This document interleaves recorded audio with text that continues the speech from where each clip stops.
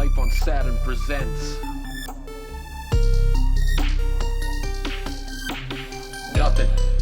We got nothing red. We got nothing red. We got nothing red. Nope.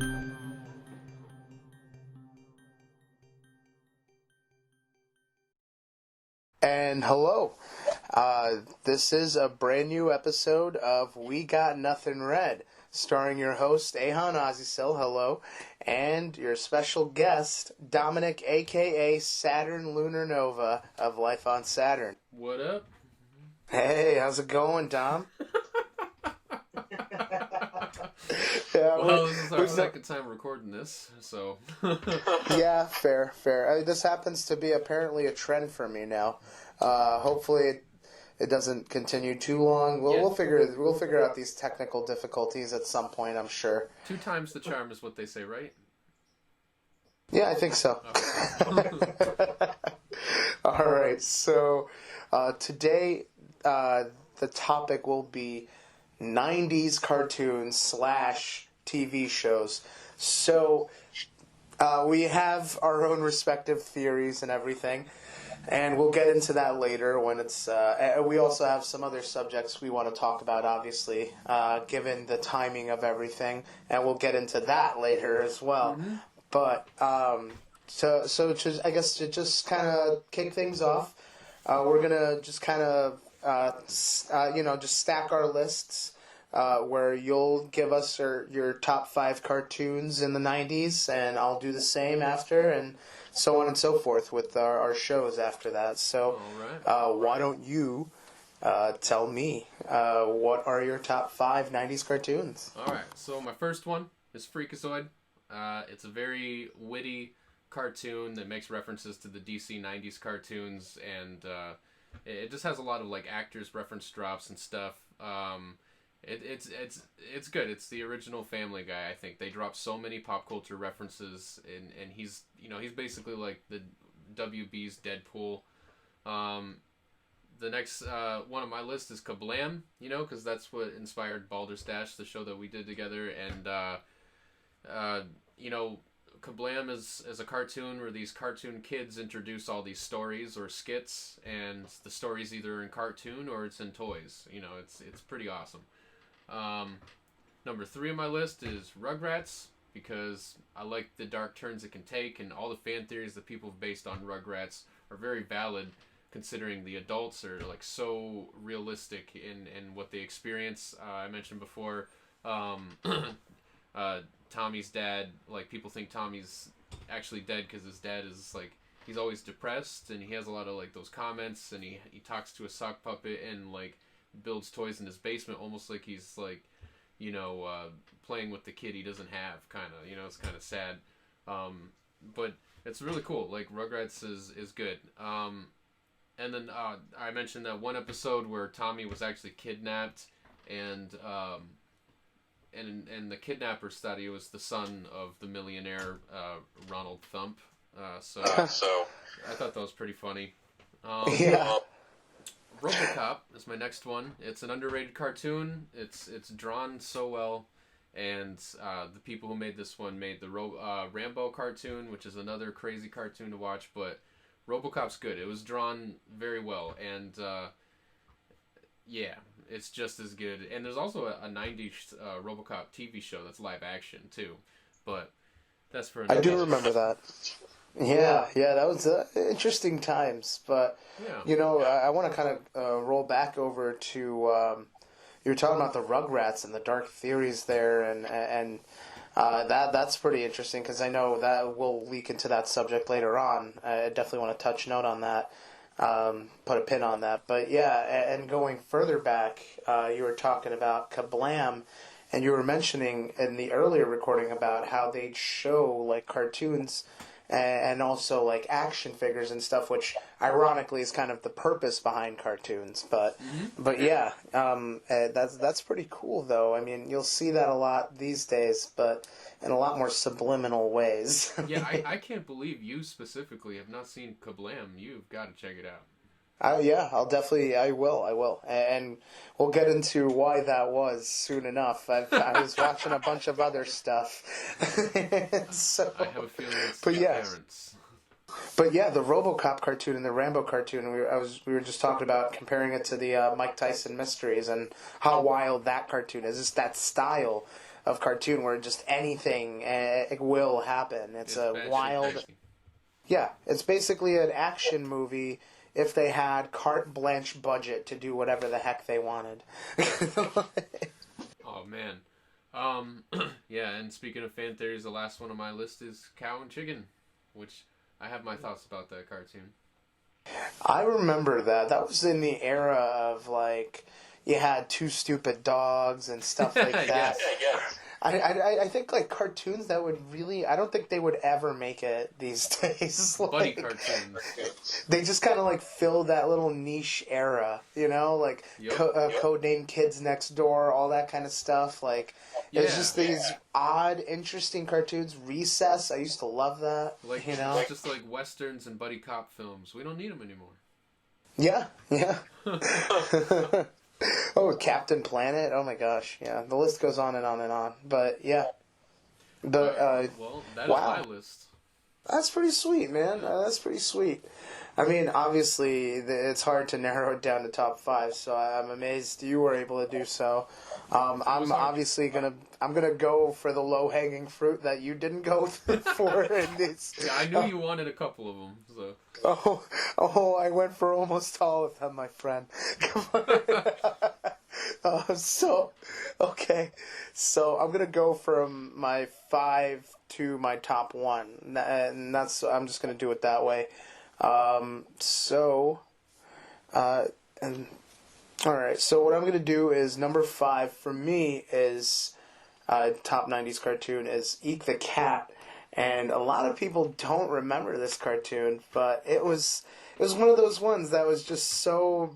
It was beautifully made. It had a rockin' theme song. It was like totally like metal, and it was like, shredding and everything. And there was a dog that was like part shark in it. It was just a bunch of wild stuff about this show. And it was about a cat that, loved this other cat, and, they just wanted to leave the world a better place than they left it. It's just like this, his catchphrase was, "It never hurts to help," so that was literally his catchphrase. It was about the nicest cat in the world. Like, he went to hell by accident, and, like, he got stuck with a punishment, and like, later on, the devil came back, and he's like, "I did it," and he's like, "Wait, what?"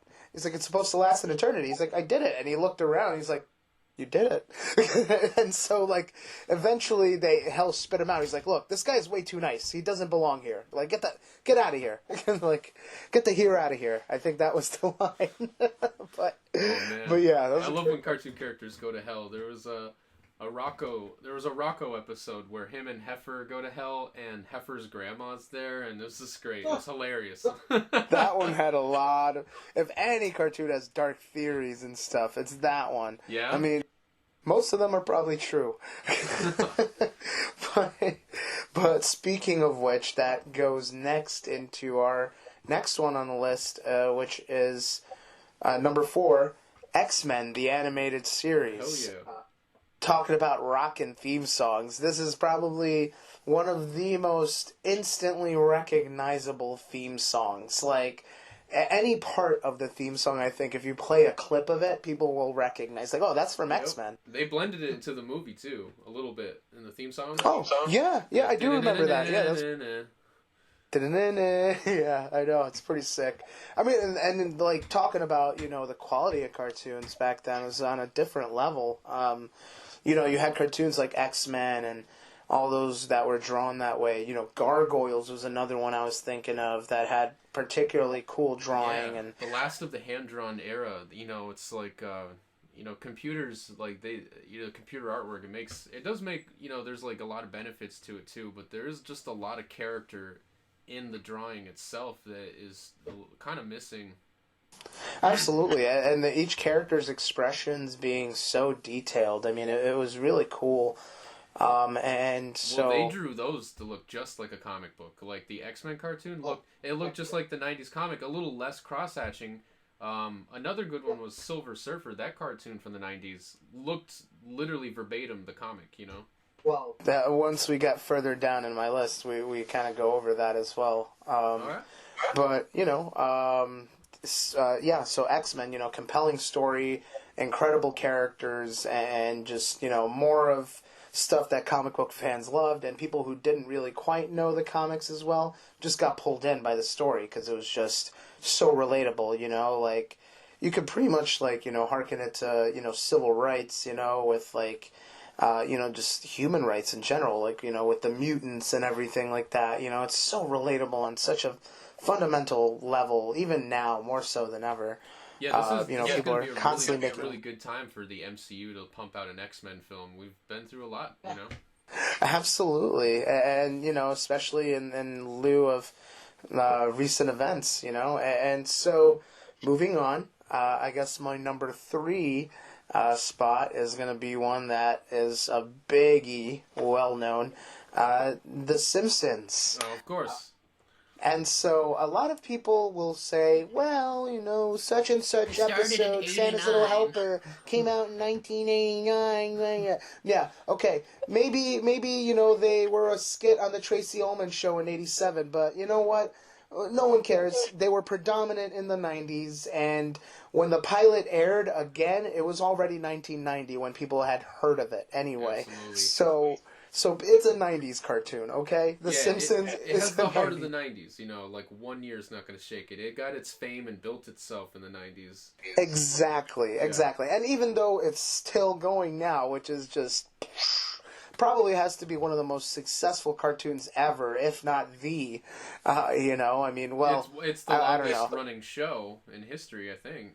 Is it, man? Because, it's the longest running American cartoon, but then I wonder, going back to, thinking about the first episode, the anime one, I don't know if you've heard of One Piece, but that thing's got, 1,000 episodes, so I don't know how long that's been going. Well, it's been going about almost similar time, actually. It started in the 90s as well. Probably not as long as The Simpsons, I want to say. I don't know, but I'd have to look that up. And maybe if there are any redactions or anything, I'll put it down in the comments. All right. But, yeah. So, yeah, The Simpsons, speaking of which, I'll touch upon that later with my dark theory. Or it's not so dark, actually. There are some dark theories, but my main theory is not so dark. But it's a cool one. So, number 2 is Batman, the animated series. Right, I was wondering when that was coming. Yeah, so, I love Batman, the animated series, and everything that spawned from it. Superman, Justice League, and all those cartoons. None of that would have happened without Batman, the animated series. It opened the door for all of that. The DC animated fandom, all the stuff we see now, even Arrowverse, all of that started with this. It really did, because it opened that door, Smallville, and all that stuff. I think it was all possible due to the success of Batman the Animated Series. I love how human they made him. He's not the best person. No, he's not. In fact, it just kind of added a dimension of human factor to the whole Batman thing, which, the man who stands among gods and goddesses and stuff, and so it really did. By the time I was done the whole series, I had some real Nightwing feelings about Batman, I'll tell you. Oh, absolutely. So did I, and I completely understand, and I hope Selena just... I was so glad when Selena just kind of let him go. And I was just like... Because you know what? I was like, do your thing, girl. You're Catwoman. You don't need that trouble in your life with him going, do the right thing and all that stuff. Come on, man. Let her live her life. Let up she's doing fine before she met you. Bruce, why don't you take out some millionaires? Yeah, something like that. Instead of, why don't you, go donate or something to, a thing that'll help your neighborhood instead of just beating two-time crooks half to death. You gotta stop the source. Right? But, anyways, so I guess moving along, I'm gonna go to my number 1, which is Spider-Man, the animated series. I guess that is your number 2. I thought you were about to say Spider-Man in the previous one. All right. Well, I surprised myself with that one as well, but when it came right down to it, I felt like Spider-Man, I just gelled with Spider-Man way better. I mean, he's from Queens, I'm from Queens. Yes. I understand his world a little more than I understand Bruce Wayne's world. The toys to that cartoon were some of the best. Oh, so good. I mean, and speaking of theme songs, it was done by, I believe, who was it? Aerosmith guitarist? Aerosmith, wasn't it? Yeah, the guitarist. Yeah. So, that's pretty sweet. Which is funny because Aerosmith did a cover of the song for the movie.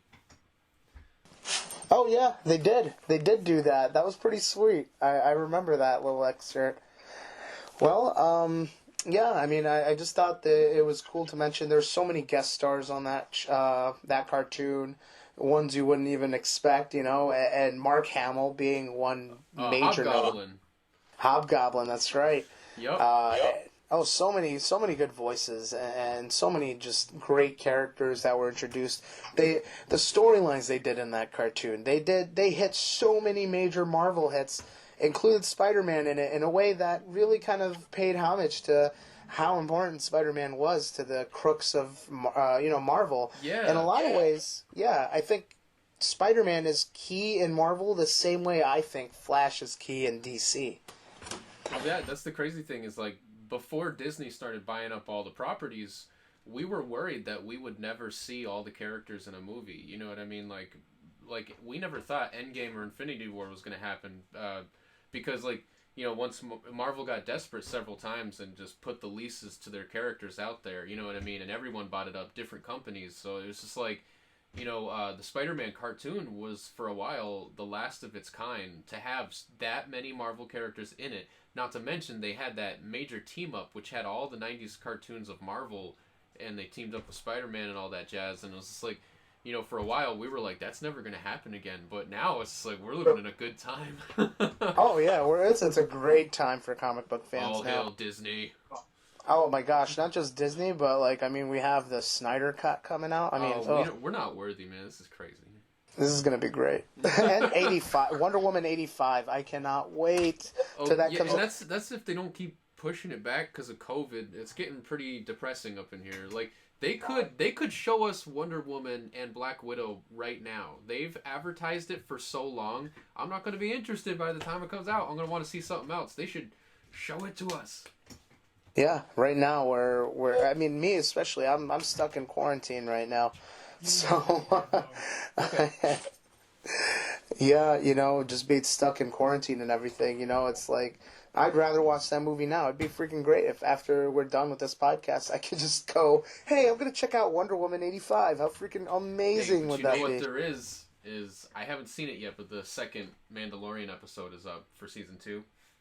Yes. And you know what, to go back, to be fair, oh yeah, it is so good. But to go back to touch back to that point, I can see why they don't want to do it quite yet, because to make money back on what they spent on it, like, they'd have to basically charge us an obscene amount of money to be able to stream it and rent it. So I can understand that. There's a lot of pain behind. So figuring that out, I think, is going to be a whole new dynamic for movies. One movie seems like a huge blockbuster hit, which is the Wonder Woman. That one, to me, is a movie that I'm slowly losing interest in it as time passes, but I would still pay to see that in theaters. Black Widow, I don't know if I'm going to pay to see that one. I'd rather just, like, you know, like, because plus, it's also Black Widow, they're backtracking in a different way than Wonder Woman. It's like, you know, she's dead now, and they're doing a whole story based around this Budapest joke, and it's just like, just come on, put it on Disney Plus. You know? Well, you know, I can see the argument for that, but who knows what they're going to do with that story. One thing I was actually thinking is,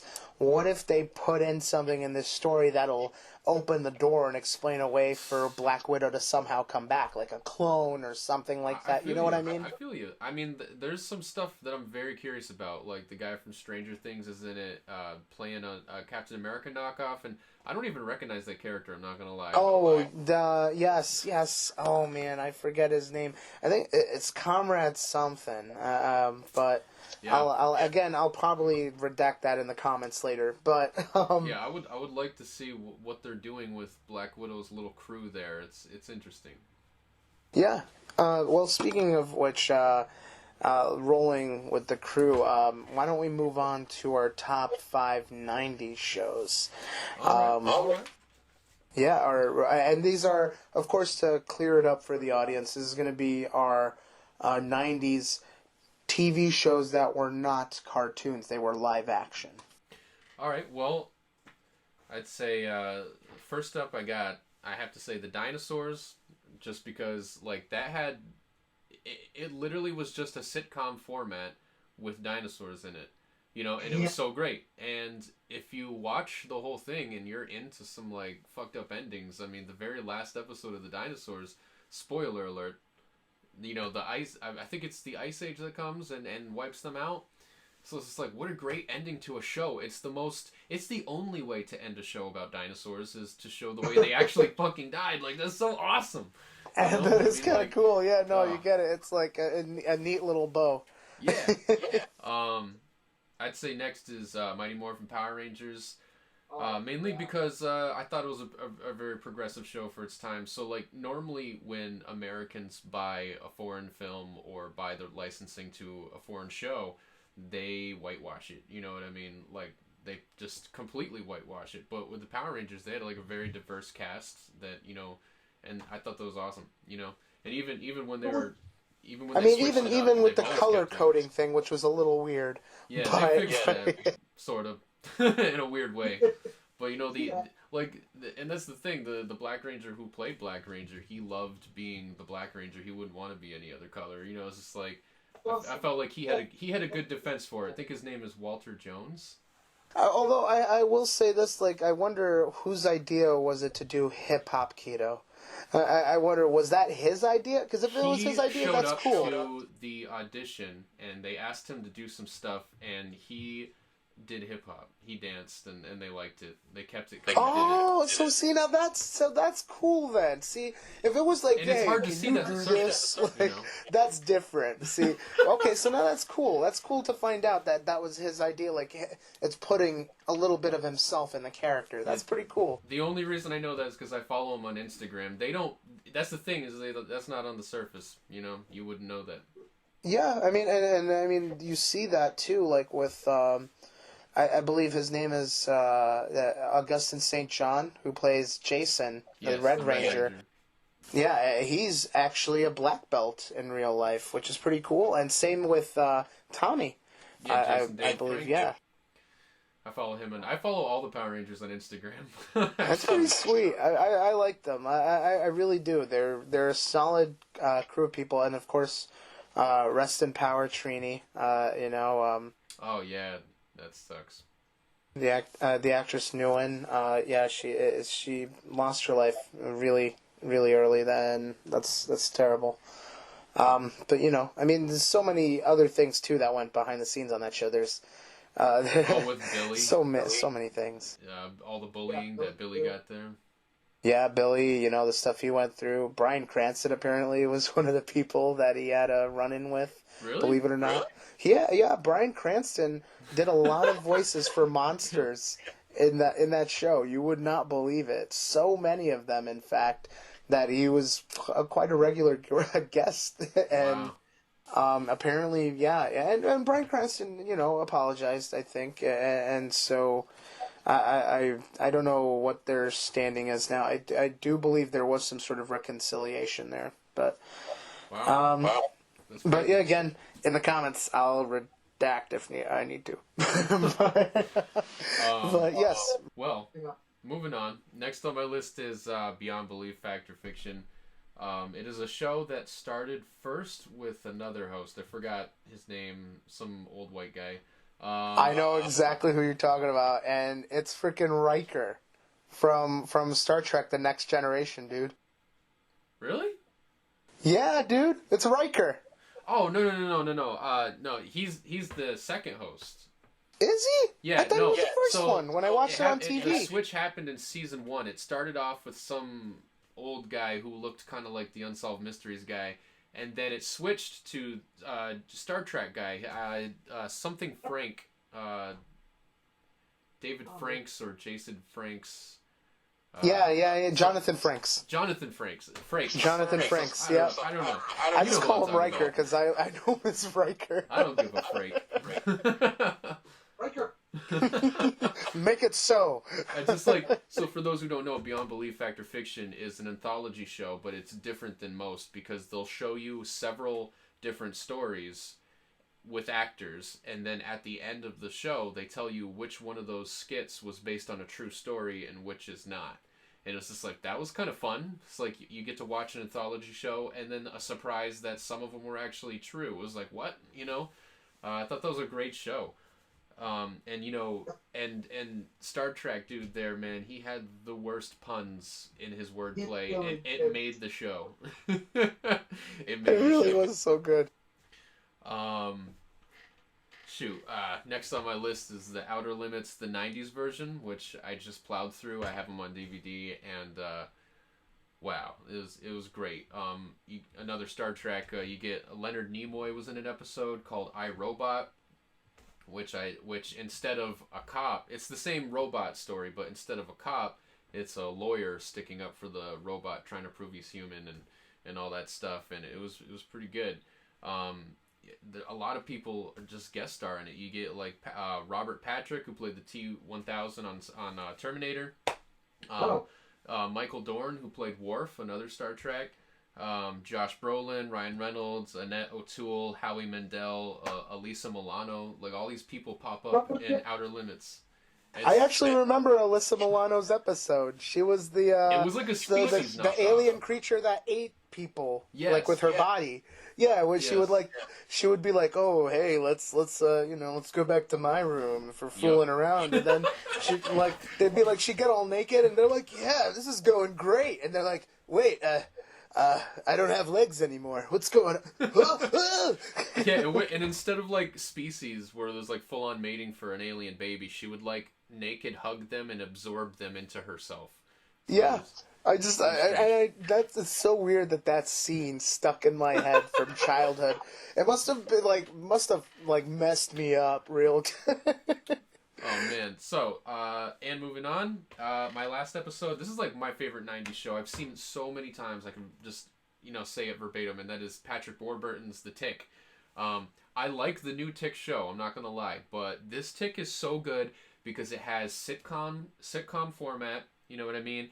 And the humor is witty and the action is implied. You never actually see action scenes, they just imply it, and then they make jokes about it later, which seems boring, but it's written so well. It's not boring. Patrick Warburton and his voice, and he executes every line so savagely, no matter how dumb he sounds. He turns out sounding very intelligent. It's just weird. It's like the superhero version of Friends, pretty much. That's how I felt The Tick was. Except there actually was an execution of that in the 90s. It had one season or a pilot and it flopped, but it was the Justice League, and it was supposed to look like Friends. It's a live action thing, but it flopped. It's trash. You can see it on YouTube. Oh, you'll definitely have to send me that in a message sometime. That'd be great. Your turn. But that's cool. I might have to go in like 15 minutes. Oh, hey, no worries, man. But so my list is pretty quick. So for my number 5 spot, we have The Flash, the original 90s series, starring John Wesley Shipp. So oh, it was so great. Mark John Hamill Wesley Shipp and so many Joker other in that actors. show, I'm telling you. Like, Yeah. he's not even the trickster. He acted like the Joker the whole time, and I loved it. Oh, yeah. It was just such a great show. And, lots of great guest stars you wouldn't expect. But sad that it lasted as shortly as it did, but, I'm glad that it had its run. And my number 4, we have Sabrina the Teenage Witch. Oh, man. I was all about that. I mean, for Salem. me, I loved it. Every single character on that show was hilarious. Like, every single one. Such a well-written show. That's the only thing that makes me sad about the new Sabrina is I love the whole show. Like, the new Sabrina is amazing. But, I kind of miss the cat talking. Like, I do miss Salem. Salem was definitely a fun little zingy of a character. But yeah, I spoke about cats, and now my dog just walked over. It's weird that she knows that word. But moving on to my number 3 spot, we have Fresh Prince, and another solid classic show. I just, Will Smith, Tatiana Ali, and Alfonso Ribeiro. I could name characters on that show forever. I mean, this show was part of my growing up, my formative years, and I'm sure it was for so many other people. It was just amazing. It had so many life lessons, and guest stars up the wazoo. It's great when you have all that NBC money and, someone as cool and famous as Will Smith. They draw the stars, the cameos. I watched that show to death and it still has life, you know what I mean? It's great. Oh, absolutely. Absolutely. And so moving on to my number 2 spot in that same vein, Family Matters. One of my favorite shows. Oh my God. I just loved everything. Urkel was just hilarious. I love everyone in the Winslow family, by the way. And, of course, Urkel was part of the fun as well. But at the end of the day, the family was just, had such a compelling story. I still remember that episode where, the police harassed Eddie and, or when he was, being chased by the gang, or when Laura was being bullied by those, I think, was it cheerleaders or something like that? But I remember so many different episodes. It was just so cool. It goes serious on such a well-written level, like, for real. It was. Absolutely. And all the crossovers. They had the crossover with Full House. That was pretty cool. I've never seen that. What? Look that up on YouTube. It's actually pretty funny. I am going to now. So my number 1 spot is not a super well-known show, I guess, in some circles, but I think, to me, it was one of my favorite shows growing up, and it was called The Parenthood. And it starred the guy... Do you remember that movie, Meteor Man? Of course. Yeah. Him. Meteor Man plays the dad on the show. And he has this family, and, there's so many different other actors. The guy that asked Smokey for his money on Friday? The guy with the funny Jerry curl? Yes. Looks like a wig. He's in the show. He plays their neighbor, Wendell. It's freaking great. It's just so many, and there's guest stars in that show. It's such a good show.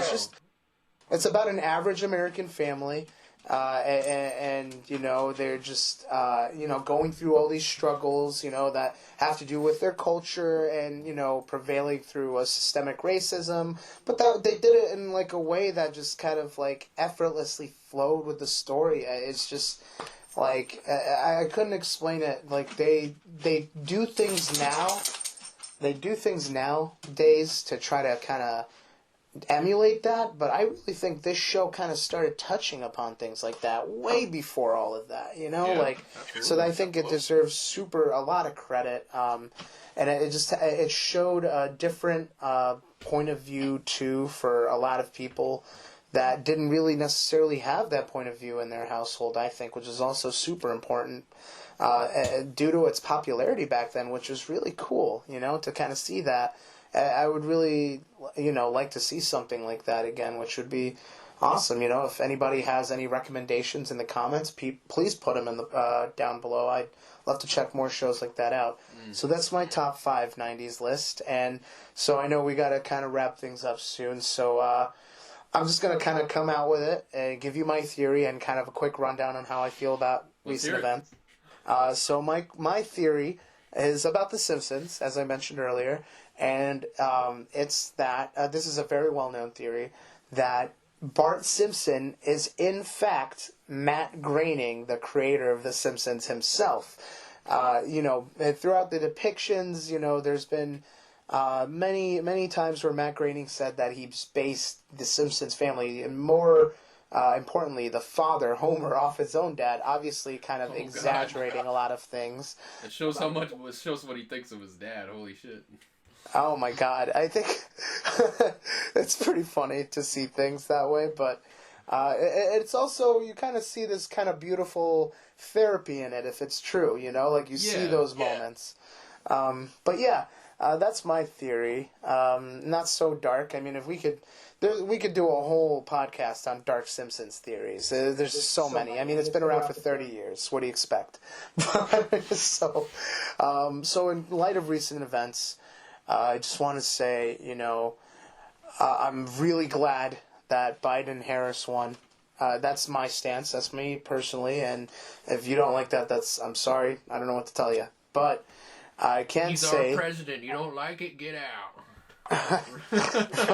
Anyways, not in that same vein. But I will say this. I do know that the work is not over.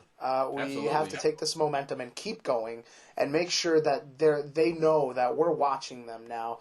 We gave them, this, ticket right here. And you're like, hey, guys, this is an investment here. We're watching you. The world is watching you. Now that our president is in, we're going to show them how we act a little bit more mature than how they acted when their president was in. That's for sure. Well, I hope that's the truth. I know some people are really quick to anger, and it's understandable, given the past 4 years and the hundreds of years before that. So there's no arguing that. So, yes.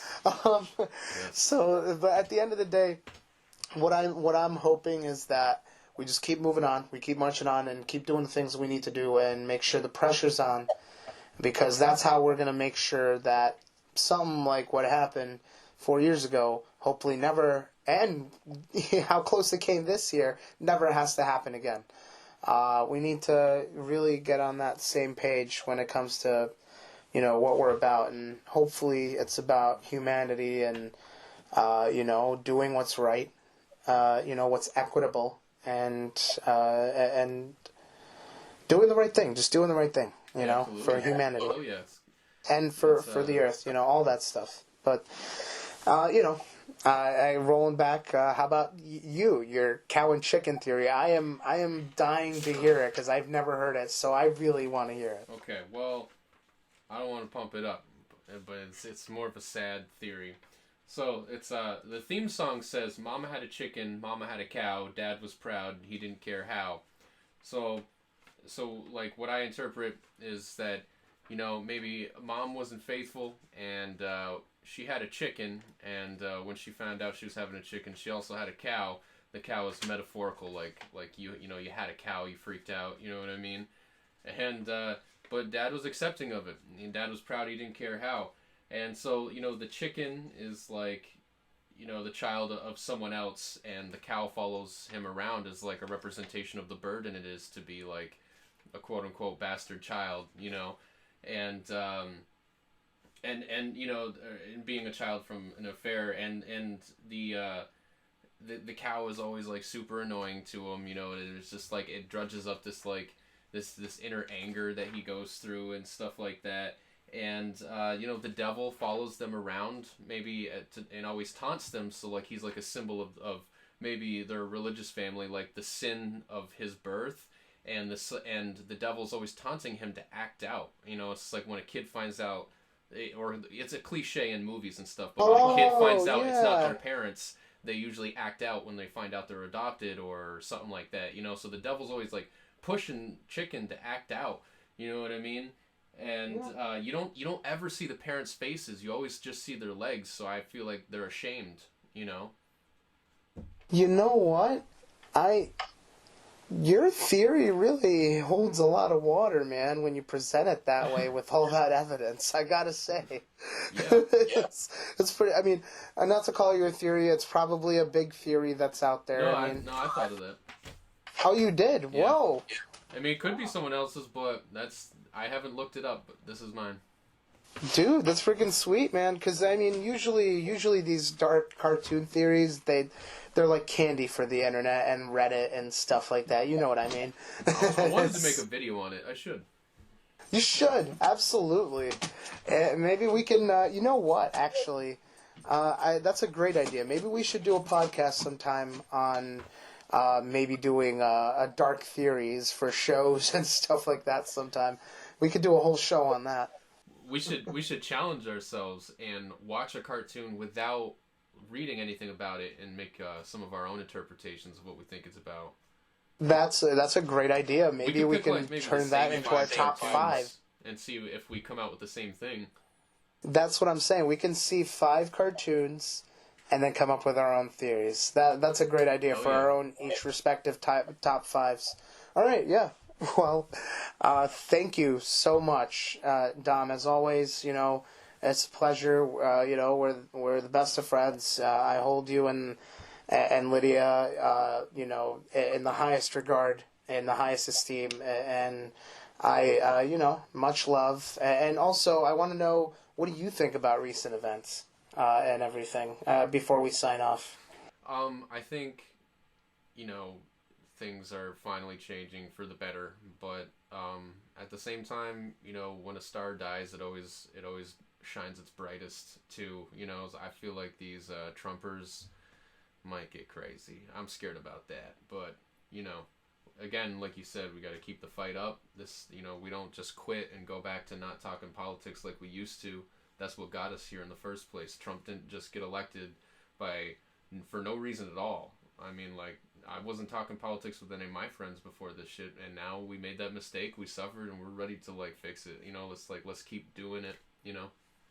Yeah, agreed, man. Yeah, awesome. I appreciate you saying that, and also, I also want to say thank you to you and Lydia and Life on Saturn for making all of this possible, and just inspiring all of us to do all of this, and all the help and all the work you put into everything. It's just amazing.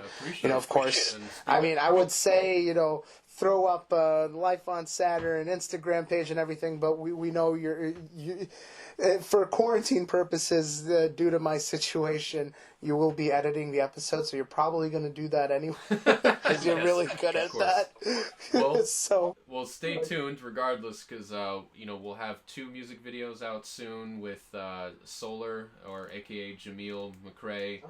I'm editing the next episode of Below Cold Eden, or Above Cold Eden, but the sequel's called Below. I do remember that. I recorded some lines for that.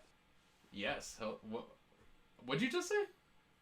I said I recorded some lines for that. Oh, Don't you you did? remember? Yes. A lot of people recorded lines for it, and everyone's been asking me to jump on that, so I'm jumping on it, and I can't wait. And I don't want to say anything yet, but there's other fun things to look out for Above Cold Eden. But yeah. Awesome. Yeah, and we have so many other projects that we're working on. I'm super excited. But yeah, we'll definitely get into that some other time. Maybe that's a whole nother show we could do on all just promotions, on all the stuff we're going to do, like a preview show like Marvel does, Marvel previews. It'd be pretty sick. Yeah, I'm down. But yeah, awesome. Well, hey, thank you so much for coming on the show, and I hope everyone out there watching or listening enjoys this, and tell us what you think in the comments below. Whatever opinions you have, and if you have any suggestions for topics next time, I really do take these comments seriously and read them, so please do. And so thank you again, and have a wonderful evening. All right. Hey. I'm Saturn Lunar Nova. Be sure to follow Life on Saturn Productions on Twitter, YouTube, Instagram, and Facebook to see our short films and music videos. Peace.